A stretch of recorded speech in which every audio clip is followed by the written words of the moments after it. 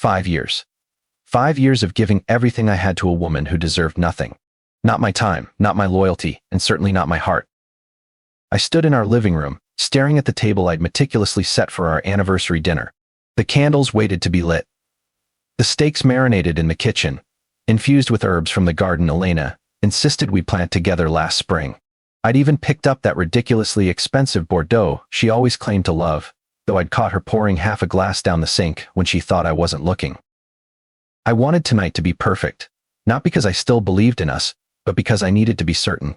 Needed to look into her eyes one last time before I made my move.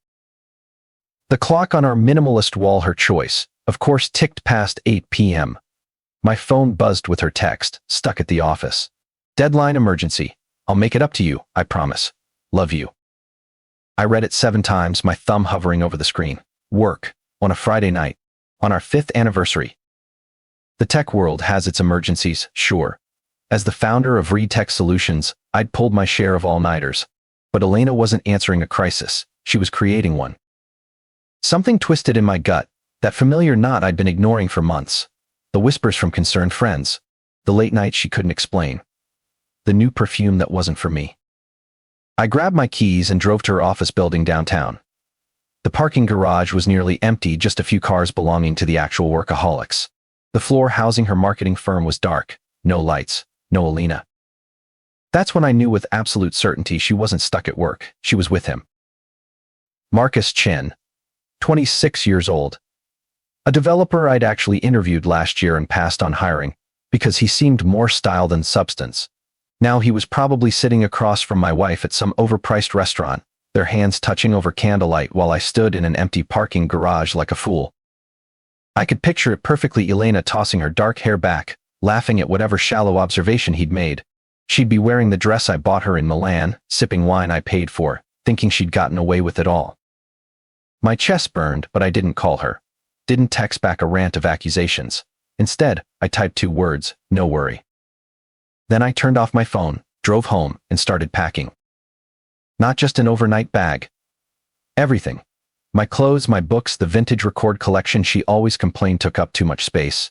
I even took the handcrafted coffee mug my mother gave me before she died, the one Elena had tried to accidentally break at least twice. I loaded it all into my Tesla and drove to the property she knew nothing about. The modern glass house on the cliffs overlooking the Pacific that I'd purchased last year when I first suspected she was slipping away. It wasn't just a house, it was my escape plan. As I pulled into the curved driveway, the security lights illuminated the structure, all clean lines and floor-to-ceiling windows. The weight of those 5 years started lifting off my shoulders. Elena thought she could play me, celebrate her little affair, while I waited at home like some loyal, oblivious dog. But she didn't know me at all. I unlocked the door, stepped inside, and let the silence wrap around me. The place was magnificent, open concept with polished concrete floors, a floating staircase, and a wall of glass that showcased the ocean below. I dropped my bags in the foyer and walked to the bar, pouring myself a glass of Japanese whiskey that cost more than the wine I'd left behind. The first sip burned, but it steadied me. I wasn't the one who should be worried tonight. Elena had no idea what was coming. She thought she had me wrapped around her finger, that I'd forgive her lies like I always had before. Not this time. I stood at the window of my glass house, watching the sun set over the Pacific. The sky burned orange and red, like the anger that had fueled me through the night. My phone sat on the kitchen counter, still lighting up with Elena's desperate messages. I hadn't responded to a single one. She thought she knew me. Thought she could predict my reactions, manipulate my emotions like she always had. But the Nathan Reed who forgave and forgot was gone. In his place stood someone colder, more calculated, someone she'd created through years of deception. I picked up my phone and scrolled through her latest barrage. I'm going to call the police if you don't answer me. Your mother would be ashamed of you right now. Is this about last night? I can explain everything. That last one made me laugh out loud, the sound echoing through the empty house. Explain everything. What was there to explain about missing our anniversary to sleep with a man 10 years her junior? I set the phone down without replying and made myself dinner, a simple meal of grilled salmon and vegetables, eaten at the massive dining table overlooking the ocean. No candles, no wine, no pretense. Just food and the sound of waves crashing below. The doorbell rang at 9:37 p.m. I knew it was her before I checked the security camera. Elena stood on my doorstep, her hair disheveled, mascara smudged beneath her eyes. She'd been crying or wanted me to think she had. I took my time walking to the door, straightening my shirt, steadying my breathing. When I finally opened it, her mouth fell open. "What is this place?" she demanded, trying to look past me into the house. "How long have you had this? Why didn't I know about it?" I leaned against the doorframe, arms crossed. "You didn't know because I didn't want you to know." She pushed past me into the foyer, her eyes widening as she took in the soaring ceilings, the expensive furniture, the view. "I don't understand. We've been struggling to make the mortgage payments, and you have this." "We haven't been struggling, Elena. I've been planning." She spun to face me, her expression shifting from confusion to anger. "Planning what? To leave me? To hide assets? That's illegal, Nathan. I'm entitled to half of everything." "Half of what?" I walked past her to the bar and poured myself a whiskey. "Half of the company I built before I met you. Half of this house that's in my name only. Half of accounts you don't even know exist." Her face paled. "What are you talking about?" I took a slow sip, letting the silence stretch between us. "Your credit card was declined today, wasn't it? At that little boutique on Rodeo where you buy all those dresses you wear for him." Her eyes widened. "How did you? You know about Marcus?" I set my glass down with a sharp click. "I've known for months, Elena. Every hotel, every work dinner, every lie." She stepped toward me, reaching for my arm. "Nathan, please. It was a mistake. It didn't mean anything." I moved away from her touch. 6 months of mistakes. That's quite a streak. "It's over," she insisted, her voice cracking. "I ended it. We can fix this." I studied her face, the face I'd once thought was the most beautiful thing I'd ever seen. Now I only saw the calculation behind her eyes, the way she was already plotting her next move. "There's nothing to fix," I said quietly. "You should leave." "Leave?" She laughed, the sound brittle and desperate. "And go where? You've apparently frozen our accounts. Changed the locks on our house. What am I supposed to do?" I shrugged. "Not my problem. Maybe Marcus has room on his futon." Her face contorted with rage. "You son of a bitch. You think you can just throw me away? After everything I've done for you?" "What exactly have you done for me, Elena? Besides lie? Besides cheat?" "I supported you," she shouted. "I stood by you when Retech was nothing but an idea in your parents' garage. I believed in you when no one else did." I laughed then, unable to contain it. "Is that the story you tell yourself? You believed in me? You complained every day about the hours I worked. You mocked my ideas to your friends. The only thing you believed in was the lifestyle my success could give you." She flinched as if I'd slapped her. "That's not true." "It is true, and we both know it." I walked to the door and held it open. "Goodbye, Elena." She stared at me for a long moment, then grabbed her purse and stormed out. I watched through the window as she got into her car, the luxury SUV I'd bought her last Christmas, and sped away, gravel spraying from beneath the tires. The next morning, I woke to a text from Raj. She tried to access the office again. Security stopped her. Also, the bank called. She's attempting to withdraw from the emergency fund. I smiled. The emergency fund had been emptied weeks ago, the money transferred to an account in the Cayman Islands. Elena had never bothered to check the balance. She just assumed it would always be there, like me. I drove to Retech headquarters, the gleaming tower in downtown San Francisco. Diana Winters was the best divorce attorney in California, ruthless, meticulous, and expensive. I'd hired her the day after Raj showed me the first photos of Elena with Marcus. By the time I left Diana's office that afternoon, the divorce papers were filed, and a temporary restraining order was in place to keep Elena from accessing any of our shared assets. "She'll fight this," Diana warned, her sharp eyes studying me over her desk. "She'll claim you hid assets, that you planned this to punish her." "Let her," I replied. "We have the prenup. We have the evidence of her affair. What does she have?" That evening, my phone rang. It was a number I didn't recognize. "Nathan Reed," I answered. "Mr. Reed, this is Officer Daniels with SVEPT. I'm here with your wife, Elena Reed. She's claiming you've locked her out of your home and stolen her property." I sighed. "Officer, I suggest you speak with my attorney, Diana Winters. The house is solely in my name, as are most of our assets. My wife and I are in the process of divorcing due to her infidelity, which violated our prenuptial agreement." There was a pause, then Elena's voice in the background. "He's lying. He planned this whole thing." "Mr. Reed," the officer continued, sounding tired, "this appears to be a civil matter. I've advised Mrs. Reed to contact an attorney. By the end of the week, Elena had exhausted most of her options. Her credit cards were all declined. The locks on our former home had been changed. Her access to our joint accounts was blocked. Even her car had been repossessed, a particularly satisfying move orchestrated by Raj, who sent me video of Elena screaming at the tow truck driver. She was staying with a friend now, according to Raj's sources. Not Marcus. He'd apparently stopped answering her calls once he realized she couldn't pay for their expensive lunches anymore. I should have felt victorious.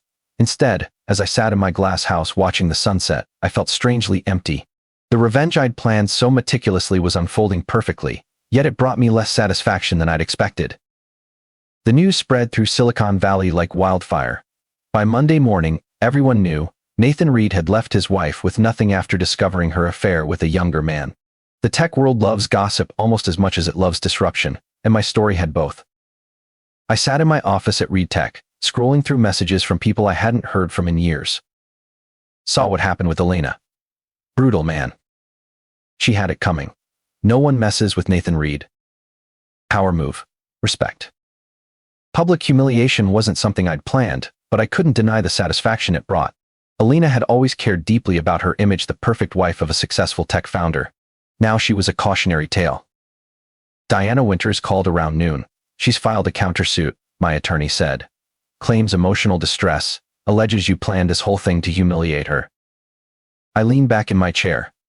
Let me guess, she wants a settlement. Half of everything, Diana confirmed. It's a desperate move. We have the prenup, the evidence of infidelity. She doesn't have a leg to stand on. Then why bother? Because she's drowning Nathan. People who are drowning grab at anything they can reach. I thought about Elena, probably crashing on some friend's couch by now, her designer clothes packed in suitcases, her social media silent. The image should have brought me pleasure, but instead, I felt a strange hollowness. Handle it, I told Diana, whatever it takes. The court date came faster than expected. I sat in the back of the courtroom, watching Elena enter with her attorney, some young guy in an ill-fitting suit. She looked thinner, her usually perfect hair pulled back in a severe bun, her eyes darting around until they landed on me. I held her gaze, my expression neutral. She looked away first. Diana was magnificent, laying out our case with surgical precision. The prenup Elena had signed. The infidelity clause she'd violated. The evidence of her affair, photos of her and Marcus at restaurants, hotel receipts, text messages Raj had somehow obtained. Elena's attorney stammered through weak objections, claiming she'd been coerced into signing the prenup. The judge wasn't buying it. Case dismissed, he said finally, banging his gavel. But Diana wasn't done. Your Honor, we're requesting legal fees be covered by the plaintiff, given the frivolous nature of this suit. Elena's head snapped up, her mouth dropping open. The judge agreed. Fees will be assessed to Mrs. Reed. I stood, buttoned my jacket, and walked out without looking back. Elena's voice followed me. You can't do this to me. Not after everything. 6 months after our separation, I attended an investor conference in New York. I was mid-conversation with a potential partner when I saw her across the crowded Hell ballroom. Elena. She wasn't a guest, though. No designer dress, no champagne flute in her hand. She wore a plain black skirt and white blouse, carrying a tray of coffee cups, weaving through the crowd with her head down. My words faltered, and the investor noticed, following my gaze. You know her? I shrugged, keeping my voice casual. Used to.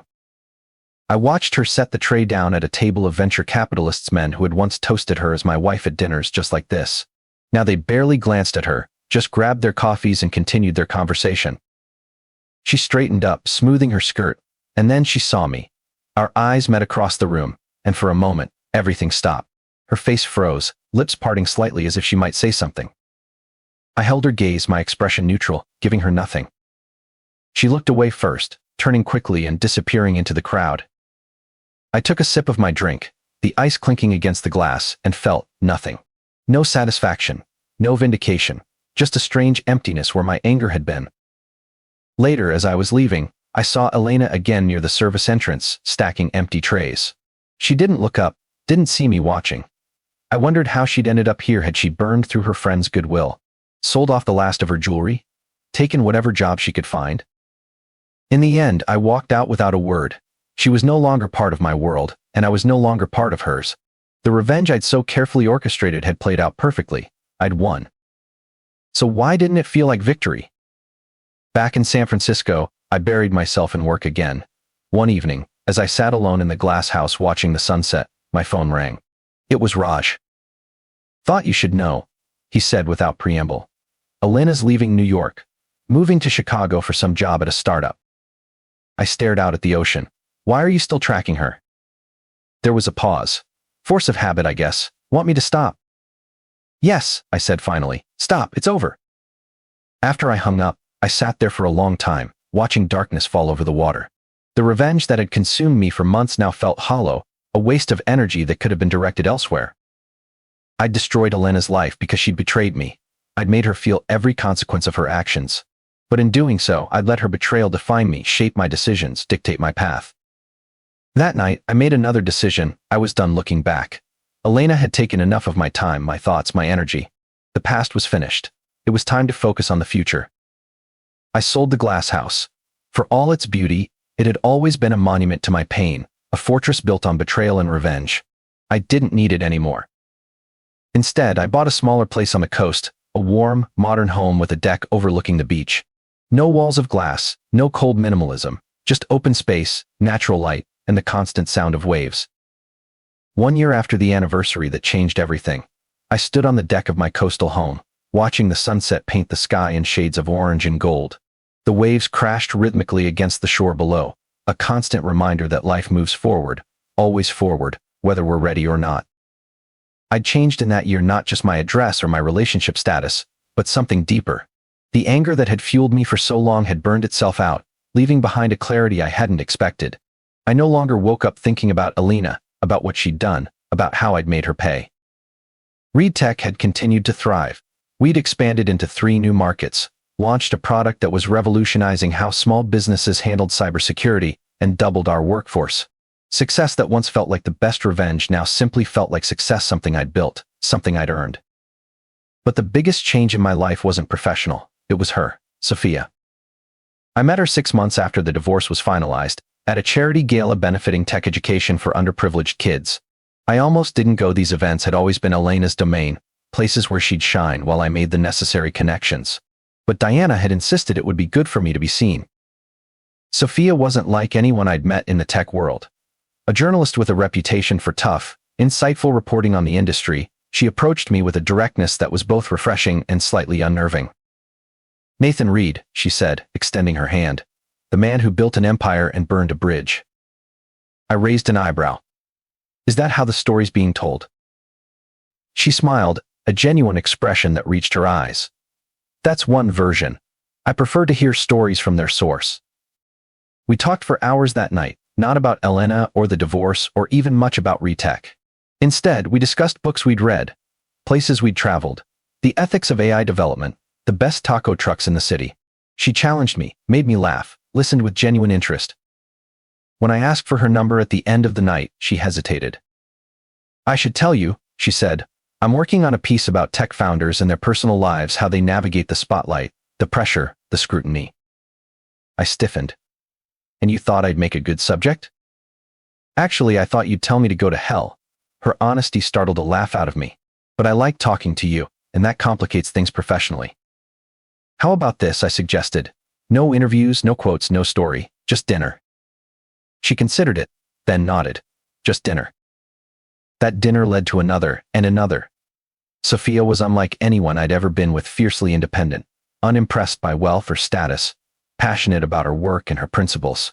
She called me out when I was being arrogant, laughed at my worst jokes, and never once made me feel like I was being used or manipulated. Tonight, as I stood on the deck watching the sunset, I heard the sliding door open behind me. Sophia stepped out, wrapped in one of my sweaters against the evening chill, carrying 2 mugs of tea. "Penny for your thoughts," she said, handing me one of the mugs. I smiled, taking the tea. "Just thinking about how much has changed in a year." She leaned against the railing beside me, her shoulder touching mine. "Regrets?" I considered the question, looking out at the darkening horizon. Not about ending my marriage. That was inevitable after what happened. I took a sip of tea. But I regret how consumed I was by making Elena suffer. How much energy I put into revenge instead of just moving on. Sophia nodded, understanding in her eyes. Revenge is like drinking poison and expecting the other person to die. Exactly. I turned to face her. I let her betrayal define me for too long. And now? Sophia asked, her voice soft against the sound of the waves. Now I'm defining myself. By the choices I make. The company I build. The people I choose to have in my life. She smiled, squeezing my fingers. Good answer, Reed. Last week, I'd asked Sophia to move in with me. Not because I needed her to complete me, or because I wanted to show her off, but because I genuinely wanted to share my life with her. She'd said yes, but on her terms she'd keep her apartment for now, as a workspace and a reminder of her independence. I respected that. It was honest, like everything about her. I have news, she said suddenly, turning to face me. I got offered the editor position at Tech Insider. I grinned, genuinely happy for her. Sophia, that's amazing. When did you find out? This afternoon. They called while you were in that board meeting. We should celebrate, I said, already thinking of the bottle of champagne I had chilling in the fridge. She bit her lip, hesitating. There's a catch. The job's in New York. I felt a momentary pang, a tightening in my chest. New York, I repeated. It's a huge opportunity, she continued. But she looked up at me, her eyes serious. I don't want to make a decision without talking to you first. This affects both of us now. A year ago, I might have seen this as another betrayal, another person choosing something else over me. But now I recognized it for what it was: respect, honesty, partnership. What do you want to do? I asked. She sighed, leaning into me. I want the job. But I also want this us, and I don't know if we can have both. I wrapped my arm around her, pulling her close. Why not? She looked up at me, surprised. Long distance is hard, Nathan, and you have Reed Tech here. Reed Tech has offices in New York, I said slowly. We've been talking about expanding our East Coast presence for months. I could split my time, be there part of each month. You'd do that? For you? Yes, I meant it. We can figure this out, Sophia. Together. She studied my face, as if looking for any sign of reluctance or resentment. Finding none, she smiled, that real, full smile that had first drawn me to her. Together, she agreed. Later that night, as Sophia slept beside me, I thought about how far I'd come from that night a year ago, when I'd packed my things and driven to the glass house, burning with rage and plans for revenge. Elena had betrayed me, yes, but in focusing so intently on making her pay, I'd nearly betrayed myself, nearly become someone cold and calculating, someone defined by bitterness rather than growth. The real victory wasn't in destroying Elena's life, it was in rebuilding my own, in finding the strength to trust again, to love again, to move forward without letting the past dictate my future. I closed my eyes, listening to the distant sound of waves through the open window. The past was finished. The future was unwritten. And the present, this moment, this life I was building, was exactly where I wanted to be. Living well wasn't just the best revenge, it was the only kind worth pursuing. And finally, after everything, I was truly living well.